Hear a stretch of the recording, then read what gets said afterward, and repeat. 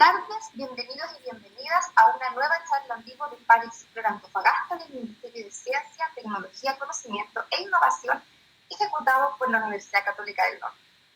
En esta oportunidad nos acompaña la magíster Paula Contreras, quien es académica de la Escuela de Psicología de la Universidad Católica del Norte y también es directora del magíster en Psicología Clínica, mención Psicoterapia Sistémica de la misma institución. Dejo con ustedes a Paula, quien va a presentar su charla Cómo proteger nuestra salud mental durante el COVID-19, modos de afrontar constructivamente esta pandemia en un contexto de incertidumbre, un tema que es muy relevante en estos tiempos. Adelante, Paula, te dejo con tu presentación. Muy buenas tardes a todos y a todas. Muchas gracias a PAD Explora Antofagasta y a la Universidad Católica del Norte también, y agradecerles a cada uno de ustedes por estar hoy día en esta conversación tan importante que nos tiene hoy en día también tan preocupados como es la salud mental en estos tiempos de pandemia. Así que muchas gracias a todos y podríamos partir entonces con la presentación.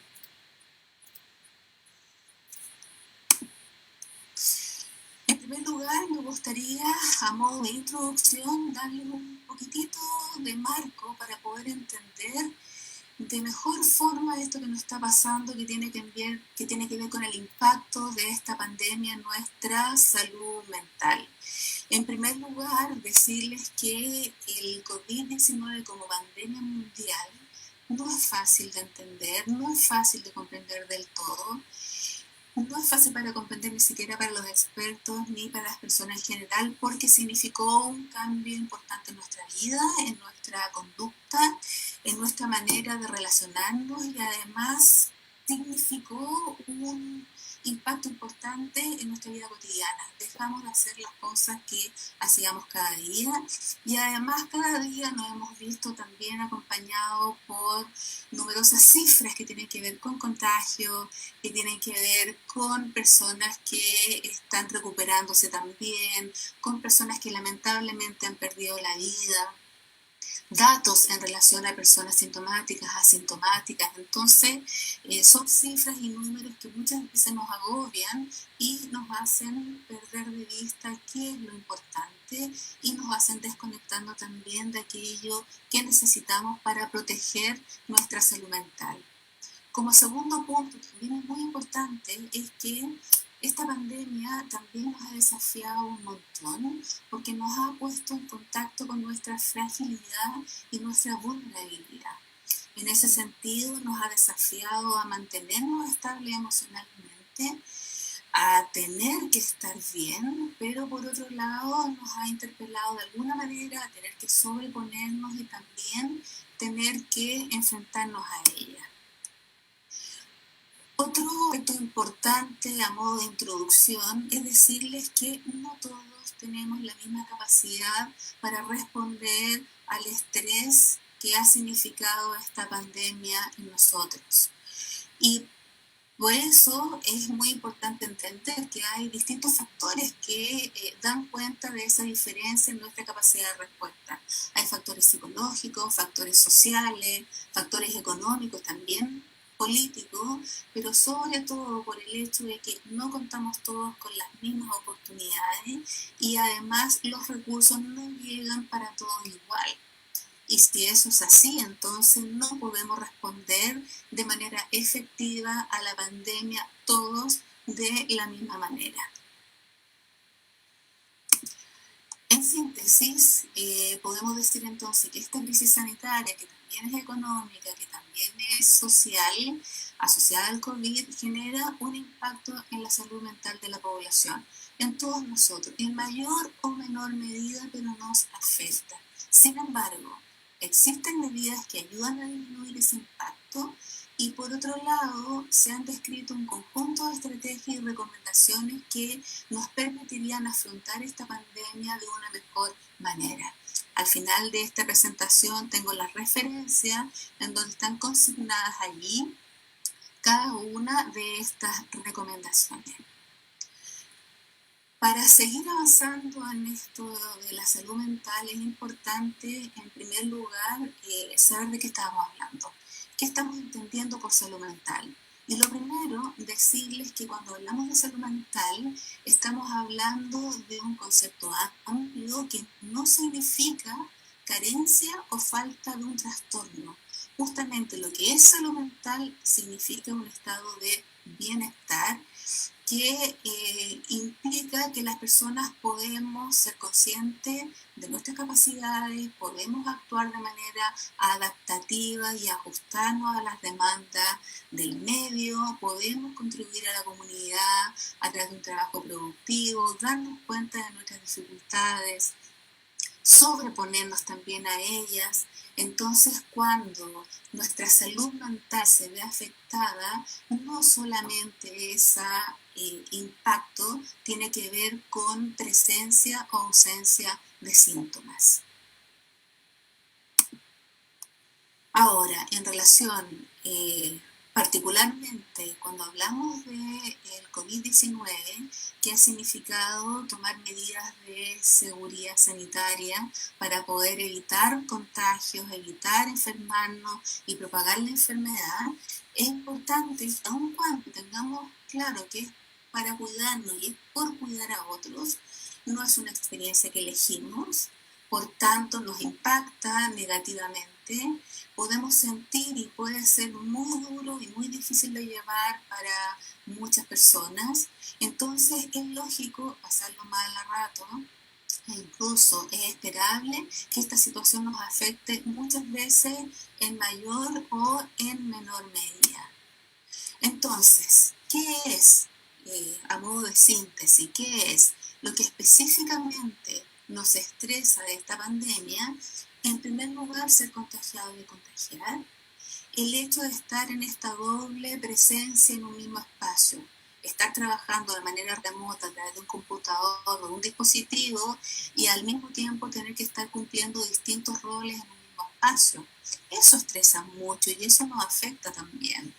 Por otro lado, cuando pensamos y reconocemos nuestra vulnerabilidad o ya estamos enfermos o hemos estado enfermos, sentimos mucho miedo a empeorar y sentimos miedo también de que no podamos salir adelante. Por otra parte, las otras cosas que nos ha ocurrido es que si hemos contado con personas que nos han apoyado con nuestros hijos, por ejemplo, cuidadoras, cuidadores, abuelas, abuelos, y de pronto estas personas han tenido que cuidarse, aislarse, hemos perdido también a aquellas personas que nos han ayudado y perdemos la capacidad para poder responder de manera eficiente o de manera efectiva también en nuestro trabajo y con nuestra familia. Por otra parte, ha sido también particularmente difícil para muchas personas el no poder cuidar a las personas mayores de nuestra familia. No poderlas cuidar porque han necesitado estar en aislamiento y por otro lado saber que nos necesitan y saber que tienen alguna discapacidad nos agobia y nos preocupa mucho. Y si a todo esto agregamos también la sobreexposición a los medios de comunicación con mucha información, sin duda que nuestro nivel de ansiedad va aumentando y necesitamos de contar con mecanismos, con estrategias para poder regularlas mejor y regularnos mejor. Entonces, ¿qué es lo que se espera? ¿Qué es lo que se espera que sintamos o qué es lo que se espera que nos pase en una pandemia como esta? Muchas emociones negativas, incertidumbre por no saber cómo seguirá, miedo a enfermarnos, a contagiar a otros, a morir, también mucha impotencia por no poder proteger a las personas que queremos.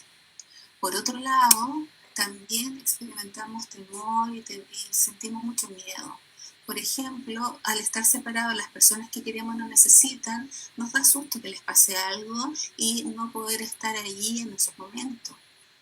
Al estar aislados físicamente y dejar de hacer todas las actividades que habitualmente hacíamos, que nos mantenían activos, nos sentimos aburridos, nos sentimos solos, muchas veces nos sentimos muy tristes.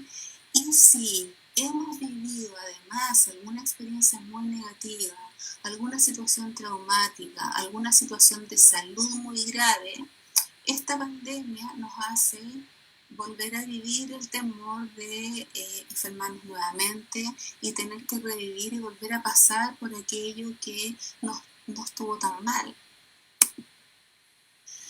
Desde el punto de vista del funcionamiento de nosotros como personas para poder subsistir, claramente eso nos ha impactado significativamente.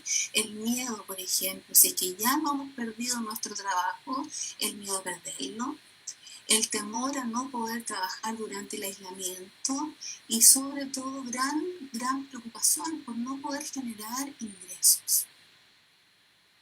Y si además nos relacionan o nos asocian con alguna situación de contagio, ese miedo también a ser excluido socialmente.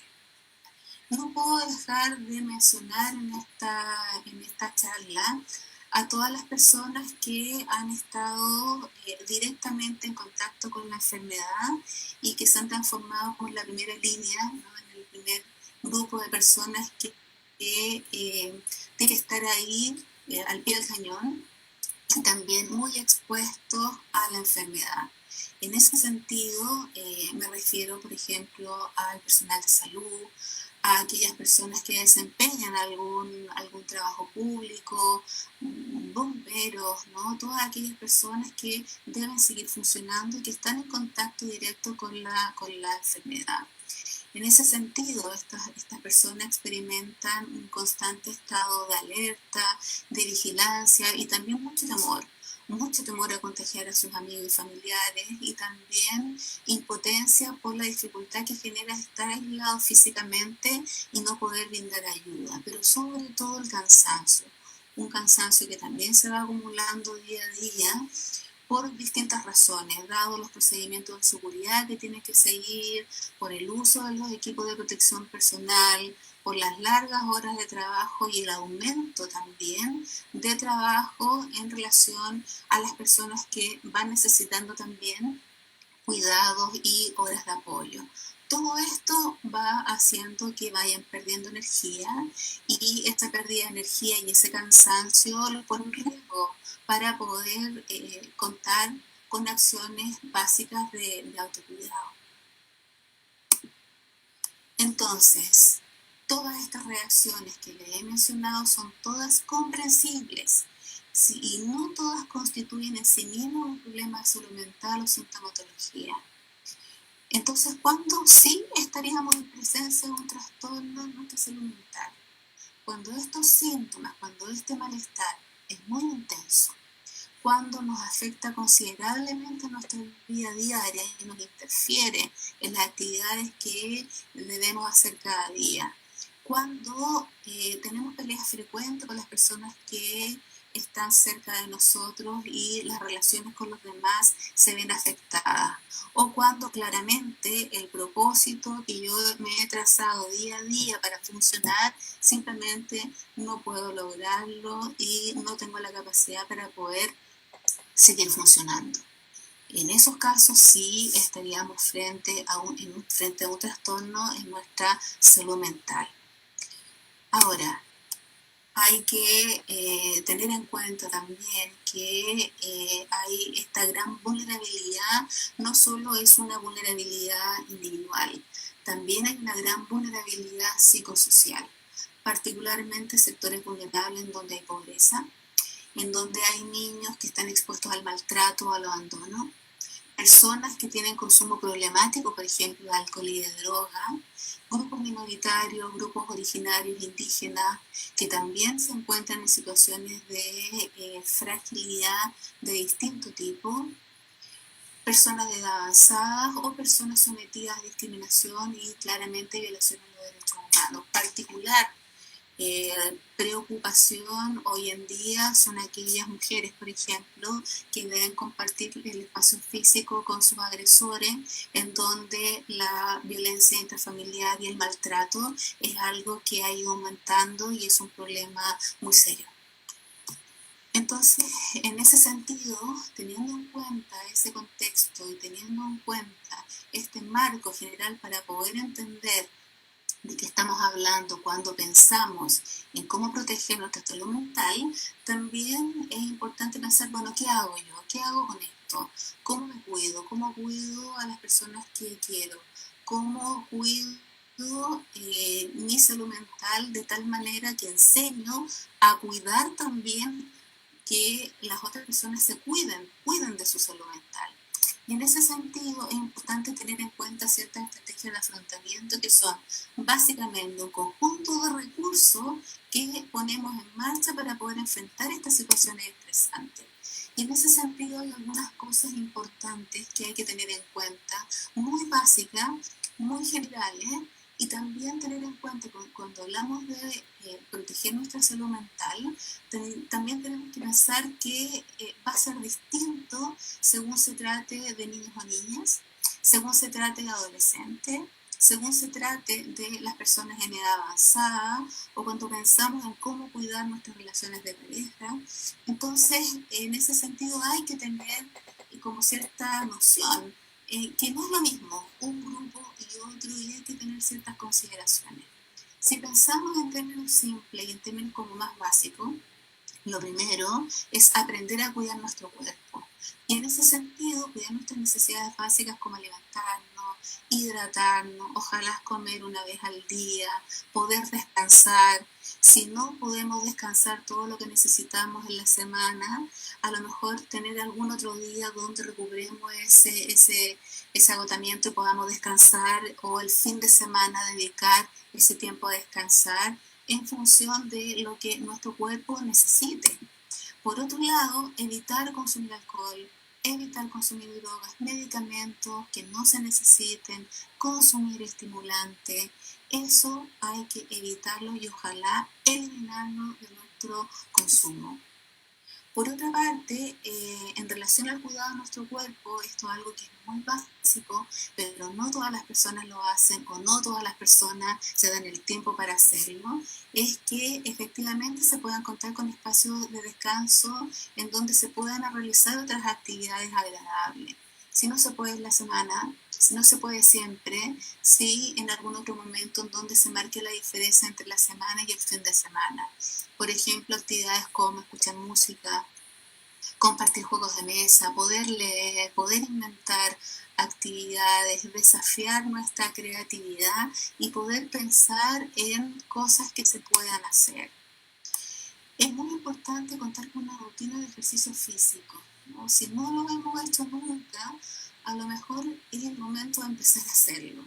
Incluso pequeños ejercicios de elongación, de estiramiento o de una rutina sencilla que nos permita conectarnos con nuestro cuerpo y comenzar a activar partes de nuestro cuerpo que están sin actividad.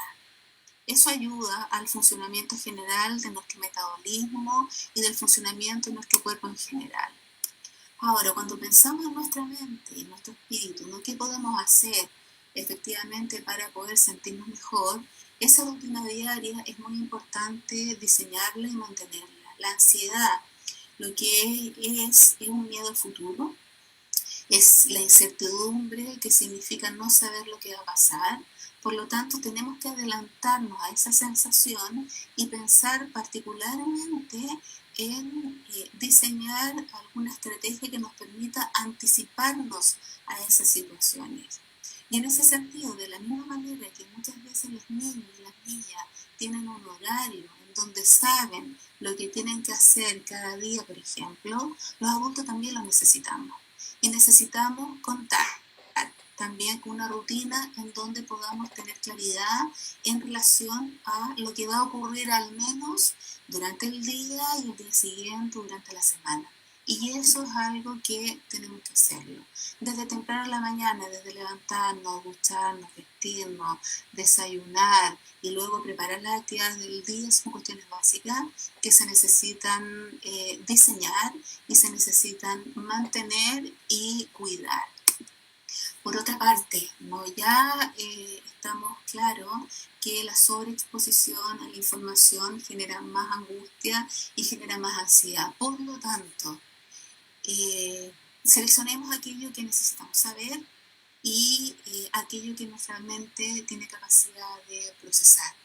Por lo tanto, tenemos que ser activos con los medios de comunicación y somos nosotros los que debemos tener una actitud proactiva y nosotros seleccionar, filtrar información, recogerla, compartirla, debatirla y que no sea un bombardeo pasivo que finalmente nos desborda y no sabemos cómo manejar esa información. En relación a lo que podemos hacer desde el punto de vista de nuestra regulación emocional y de cómo manejar las emociones, quizás es importante entender que cuando nos sentimos mal, es importante poder reconocer esas emociones, identificar qué nos está pasando y poder compartir esto que sentimos con aquellas personas que nos sintamos en confianza, pero que además nos puedan transmitir calma. Recuerden que conversar ayuda a comprender nuestras emociones lo mejor, mucho mejor. El conversar ayuda a manejarlas también y a tolerarlas de mejor manera. Por otro lado, cuando nos sentimos mal, si pensamos que podemos hacer algo con eso, debemos ponerlo en marcha. Y en ese sentido, si encontramos algún recurso que efectivamente nos resulta, por ejemplo, de pronto si estamos en una discusión que no está llegando a ninguna parte, nos damos cuenta que tenemos que parar de discutir y hacer otra cosa, y eso funcionó, cuando ocurra algo parecido volver a hacerlo. E ir haciendo aquellas cosas que nos resulten e ir haciéndolo más si es que funcionan. Por otro lado, aun cuando es difícil, cuando no nos sentimos muy bien, hay que hacer un esfuerzo por mantener una actitud positiva y esperanzadora. Pensar cosas, por ejemplo, de que muchas personas que se enferman se recuperan y también muchas otras experimentan síntomas leves. Entonces, pensar de una manera positiva y tener sobre todo una actitud constructiva. Y aquellas personas que tienen actividades, que tienen la posibilidad de trascender la vida cotidiana, claramente eso fortalece la espiritualidad y nos permite orientar nuestra vida hacia crecimiento personal, hacia el cuidado de nuestro entorno. Y se ha sabido, hay estudios en psicología, que la espiritualidad claramente es un elemento que ayuda a proteger nuestra salud mental y la de nuestras relaciones.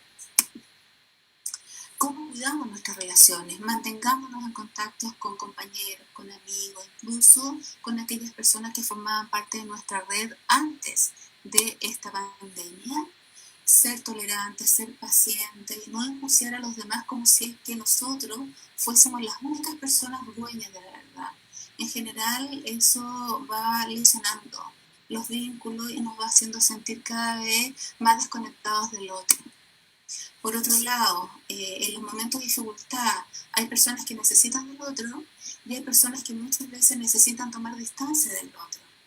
Y efectivamente, hay personas que necesitan esa distancia emocional y en ese sentido hay que reconocer cuáles son ese distanciamiento, esa cercanía, identificarla y también respetarla. Es importante compartir nuestras frustraciones, pero es importante también acompañarlas de soluciones. Por lo tanto, evitemos un lenguaje catastrófico y la idea es poder comunicarnos de manera clara, de manera alentadora, y en ese sentido eso va contribuyendo a la tranquilidad y a la calma del entorno en que vivimos. Les decía hace un momento que en relación al cuidado de la salud mental hay que tener distintas consideraciones según se traten de niños y niñas, de adolescentes, personas de edad avanzada o de otros grupos. Cuando se trata de niños y niñas, es fundamental entender que son personas sujetos de derechos, es decir, necesitan ser respetados en sus derechos y además entender que deben ser tratados con igualdad de condiciones, con reconocimiento también de su participación dentro de la familia.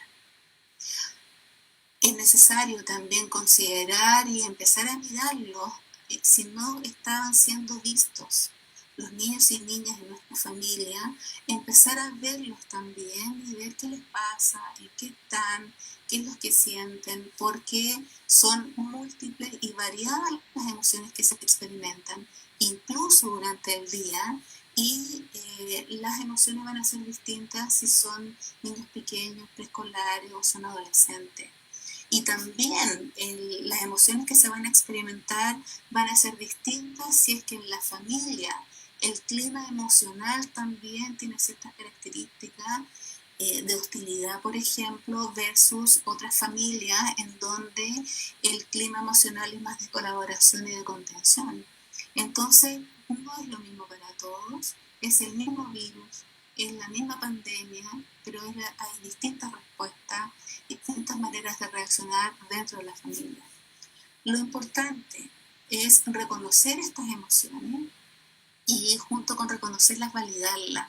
Es decir, si es que uno de nuestros hijos o hijas experimenta pena o tiene rabia, poder decirles que es normal sentirse así, es normal que estés enojado porque llevas mucho tiempo sin jugar o sin salir a la calle, y evitar enojarse, criticarlos, cuestionarlos, más bien contener y validar esas emociones y luego ayudarlos a poder regular mejor ese enojo o esa rabia o esa pena. En relación a los adolescentes, es distinto. En relación a los adolescentes, claramente ellos están en otra etapa de la vida en donde es importante ayudarlos también a comprender lo que sienten y mostrar y ayudarlos en sus reacciones. En ese sentido, proveer de seguridad y explicarles también las cosas que tienen que ver con sus actividades y también ayudarlos a organizar las tareas y las actividades que tienen. En ese sentido, con los adolescentes en particular, hay que generar un equilibrio entre el que tenga que cumplir con sus actividades y poder ayudarlos también a reducir la ansiedad y el estrés. Una cosa que es muy importante en estos tiempos de pandemia, la idea es poder intentar hacer las cosas bien, lo mejor posible, y evitar sobreexigirnos, porque no es el momento de hacer las cosas perfectas, de hacer las cosas lo mejor posible si es que no se hizo en un momento de no pandemia. Es una situación de emergencia, es una situación de cuidado de nuestra salud y la de los demás. Por lo tanto, tenemos que pensar que hay que reorganizarse, organizarse de otra manera y empezar a funcionar de una manera acorde a los requerimientos que esta pandemia tiene. En ese sentido, tratar de mantener también un clima familiar lo más acogedor posible dentro de lo que se pueda, y las rutinas, respetarlas y mantenerlas también a lo largo del día. En relación a los adolescentes, también es importante entender que ellos están en un momento de definición acerca de su propia identidad, de la manera de verse a sí mismo, de la manera de valorarse, de quererse.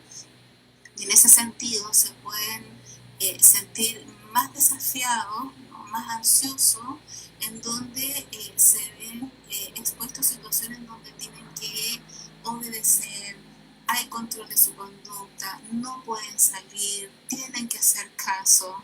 Y en ese sentido es muy importante también entender que esta sensación que experimentan forma parte de lo que sienten, pero por otro lado la explicación, una explicación clara de lo que esto significa, y plantear una conversación invitándolos también a participar y colaborar en este contexto de dificultad y de posible estrés. En relación a las personas mayores de la familia, aquí es muy importante que sean incluidas dentro también de la contención familiar. Es muy esperable, ¿no?, que la ansiedad en nuestros abuelos, abuelas, las personas mayores de la familia, la ansiedad aumente, particularmente si tienen problemas de salud y particularmente si es que además se encuentran con dificultades importantes en donde dependen de otras personas. Temor a morir, por ejemplo, es algo que puede presentarse como una ansiedad, como un temor absolutamente comprensible. Acogerlo, contenerlo, apoyarlo, si es posible con videollamada y ayudarlo en las cosas prácticas de lo cotidiano, si es que fuera posible, al menos con algún miembro de la familia que tenga un rol más protagónico y pueda acompañarlo y ayudarlo en estas situaciones cotidianas de la vida diaria. Por otro lado, una de las cosas que también son importantes es que aun cuando esta pandemia nos ha afectado de tal manera en que nos sentimos con angustia, sentimos que esto no termina nunca, pensamos en cuándo va a terminar, también podemos entenderlo de una manera en que podamos pensarla de manera distinta, es decir, a ver, ¿en qué medida esto que estoy viviendo me puede ayudar a poder afrontar de otra manera las cosas? ¿Qué cosas yo he hecho antes que me han funcionado, que me han resultado y que ahora las puedo poner en práctica en este momento de dificultad? En ese sentido es muy importante el afrontamiento. Y preguntas de este tipo, por ejemplo, ¿qué cosas sigues haciendo bien en este momento de pandemia? ¿A qué cosas no has renunciado a pesar de la situación? ¿Qué cualidades tuyas y de tu familia te están ayudando en este momento? ¿Qué estás haciendo para seguir adelante? Si ustedes piensan de esta forma y se van haciendo estas preguntas, son preguntas de aprendizaje ante el confinamiento. Si pensamos en ese sentido, ¿no? ¿Cómo podemos afrontar de mejor manera esta situación de confinamiento, de aislamiento social, que es aislamiento físico, pero no tiene por qué ser desconexión emocional? Podemos estar aislados físicamente, pero al mismo tiempo podemos estar conectados emocionalmente. Y en esa capacidad de afrontamiento podemos pensar, ¿este confinamiento y aislamiento social tiene alguna parte positiva? ¿Está teniendo algún efecto en mis relaciones que de alguna forma están marcando algo bueno? ¿Qué características mías están permitiendo sacar lo mejor en mi familia o en esta circunstancia? ¿Qué cualidades como familia me están ayudando? ¿Qué cosas interesantes puedo estar viendo hoy día en mi pareja, por ejemplo, en esta situación nueva y diferente que antes no había visto? Eso son aspectos saludables y positivos que nos permiten aprender también de esta experiencia. Si ustedes dicen, a ver, imagínate que dentro de 2 años, con el coronavirus, totalmente derrotado, miramos hacia atrás, estas largas horas de confinamiento, ¿qué cosas crees que te harán sentir más orgulloso de ti y de tu familia? ¿Qué conclusiones llegaría acerca de cómo este confinamiento me ayudó a ser mejor persona? ¿Qué cosas me gustaría recordar? Porque esto que estamos viviendo como pandemia, en algún momento, esto va a terminar. En algún momento esto va a significar una etapa que podamos mirar y podamos revisar y entender cómo pudimos sobrevivir a ella de la mejor manera. En ese sentido, es importante que ustedes acepten esta situación de emergencia y que muchas veces no se van a sentir tan bien y es normal no sentirse bien porque no se puede tener todo bajo control. Por otro lado, es importante cuidarse, cuidarnos para también poder cuidar a otros. Y en ese sentido quizás podemos darnos como la posibilidad, ¿no?, de que esta podría ser una experiencia como para darnos cuenta de aquellas cosas nuestras que son recursos, que ayudan a enfrentar esta emergencia y poder enfrentar esta crisis sanitaria con flexibilidad, con compasión. Es muy importante contar con el apoyo y con la ayuda necesaria en aquellos momentos en donde no podemos responder y necesitamos ayuda profesional o ayuda que nos permitan resolver algunos problemas que pueden ser muy serios. Y en ese sentido hay un conjunto de teléfonos de emergencia y canales de ayuda remota oficiales ante la posibilidad de poder dar ayuda o brindar ayuda a alguien que lo necesite. Fono Salud Responde, Fono Mayor, Orientación en Violencia contra la Mujer, Fono Infancia, Alcohol y Droga. Y es importante tenerlos a mano en caso que lo necesitemos. Eso es todo lo que quería hoy día compartir con ustedes y espero que les haya sido de utilidad. Muchas gracias. Muchas gracias, Paula, por tu presentación, por todas las herramientas que nos has entregado. Hoy día, sin duda, son necesarias en estos momentos para todos, para quienes vivimos solos, vivimos en pareja, vivimos con nuestras familias, con hijos, adultos mayores. Y bueno, comentarte que nos han hecho varias preguntas nuestros usuarios y usuarias de Padres Esperanto Antofagasta que han estado viendo tu presentación. Carola Boche pregunta: ¿cómo puedo sobrellevar una situación de un adolescente que no duerme de noche? Bueno, en ese sentido, la alteración del sueño es uno de los trastornos que pueden presentarse en momentos de alto nivel de estrés, de ansiedad, y en ese sentido hay que evaluar qué es lo que ha estado ocurriendo antes de ese síntoma, de esa alteración de sueño. Es decir, por ejemplo, si es que ha tenido en algún otro momento, en otro momento del año, en otro momento de dificultad, si es que esa ha sido alguna respuesta similar la que está teniendo ahora. Es importante evaluar no solamente lo que está ocurriendo en el momento, sino cómo ese síntoma o esa dificultad se ha ido presentando a lo largo del tiempo. En ese sentido, ¿no? Si hay alteración del sueño, es muy importante desarrollar algunas actividades durante el día que le permitan al adolescente también, al momento de dormir y al momento de descansar, poder tener sueño y poder tener la capacidad para poder dormir. Es importante identificar qué es lo que está asociado a la dificultad para dormir. Sí, si es que hay un nivel de ansiedad importante, hablar sobre eso, conversar sobre lo que está pasando.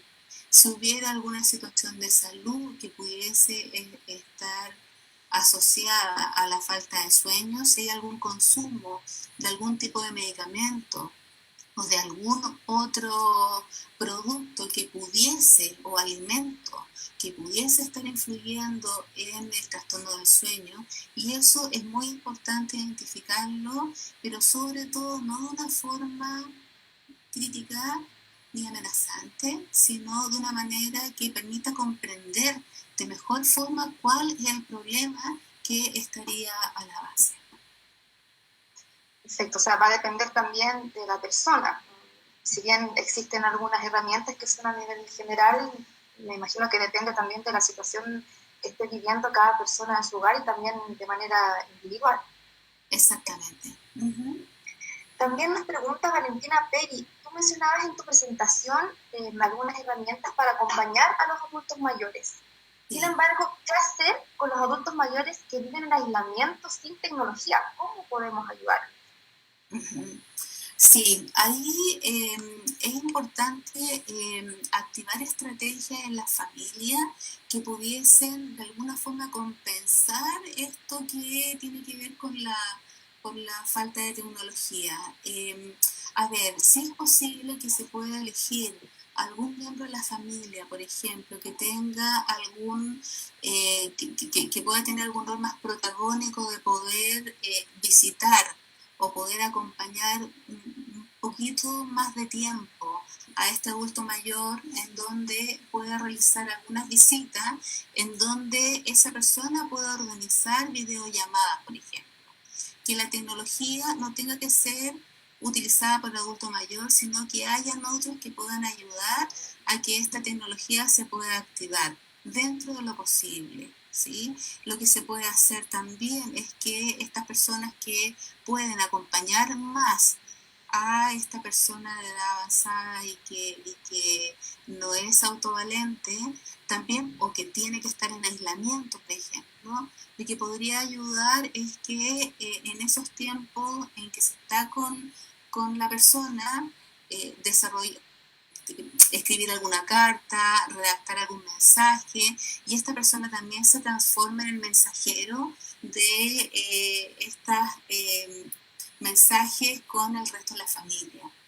Si es que no se cuenta con la tecnología para poder comunicarse con ellos, es importante buscar la manera y que sean otros los que puedan hacer algún alcance o poder diseñar algo creativo para que la comunicación y el contacto pueda darse.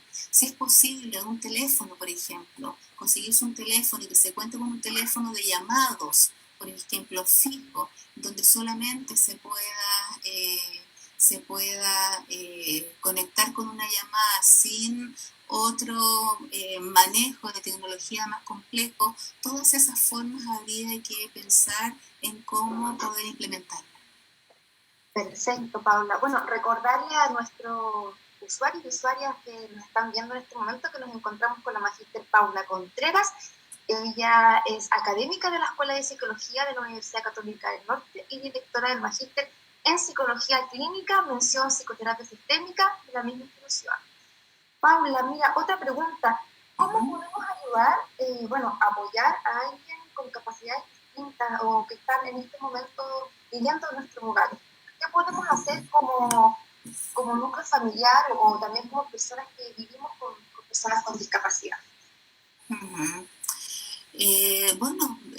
Depende de muchos factores, ¿sí? Depende de los recursos de la familia también para poder organizarse y reorganizarse en función del cuidado de otras personas de la familia que puedan tener necesidades especiales.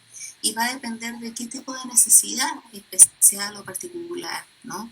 Es muy distinto una discapacidad física o una dificultad, ¿sí? En el ámbito físico versus una discapacidad, por ejemplo, psíquica, ¿no? Entonces, en ese sentido, la respuesta de la familia para poder afrontar ese tipo de situaciones es justamente pensar en cómo diseñar una forma que no signifique más trabajo, ¿sí? Que no signifique más estrés, sino que signifique una forma de organizarse que ayude, ¿no? Que realmente contribuya y que reduzca el nivel de estrés.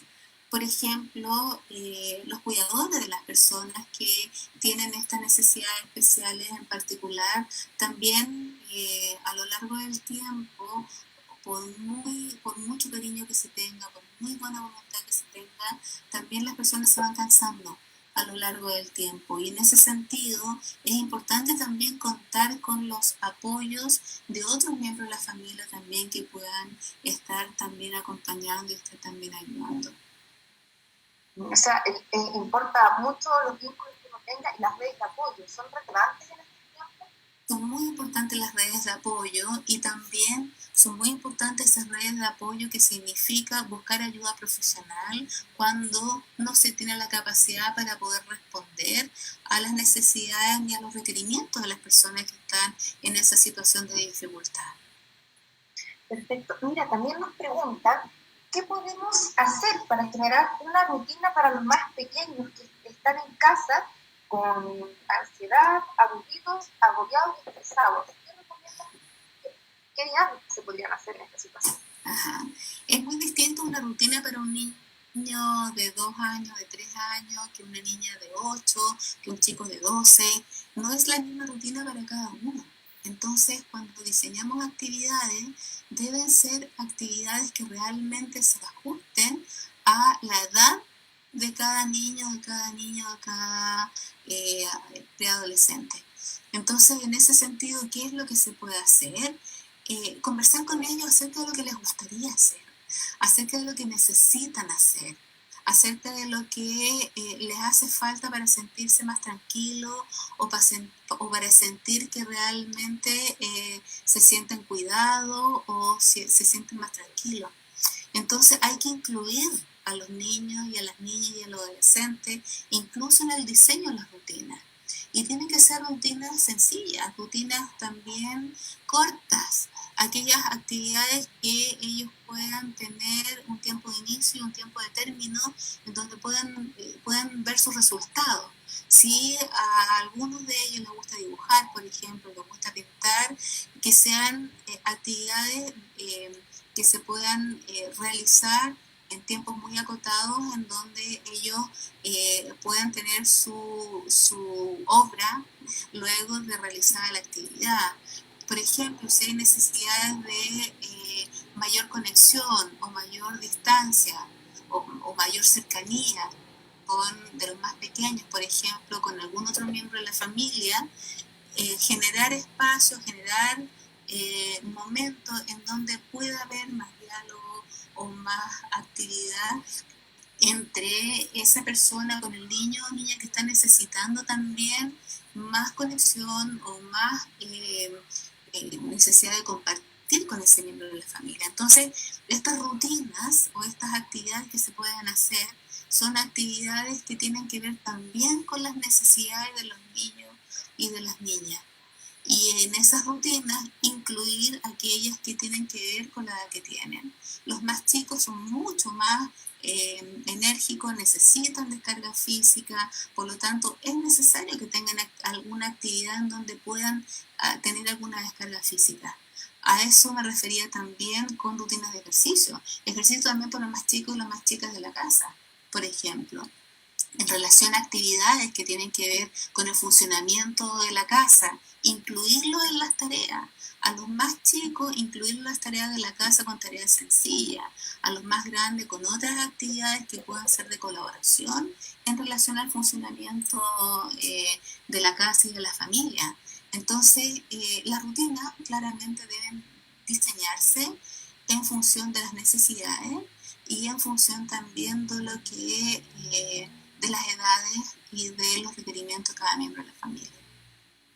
Perfecto, claro, como tú mencionabas en tu charla, no solamente es importante para la salud mental la mente, sino también cómo cuidamos nuestro cuerpo, cómo cuidamos nuestra parte espiritual.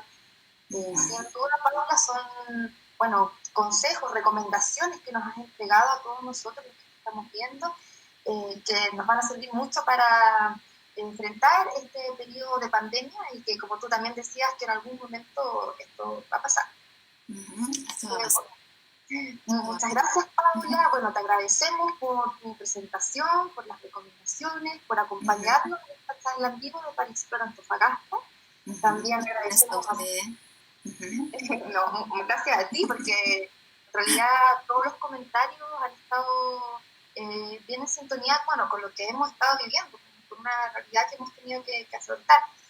Así que gracias a los usuarios, a las usuarias que nos han estado viendo, que han estado participando con preguntas, con los likes, y los invitamos a todos y a todas a darnos un like, un me encanta, dejarnos otro comentario o compartir esta presentación con sus amigos, amigas, familiares, para que todos puedan tener acceso a estas recomendaciones sobre salud mental en tiempos de pandemia que nos ha entregado la magíster Paula Contreras.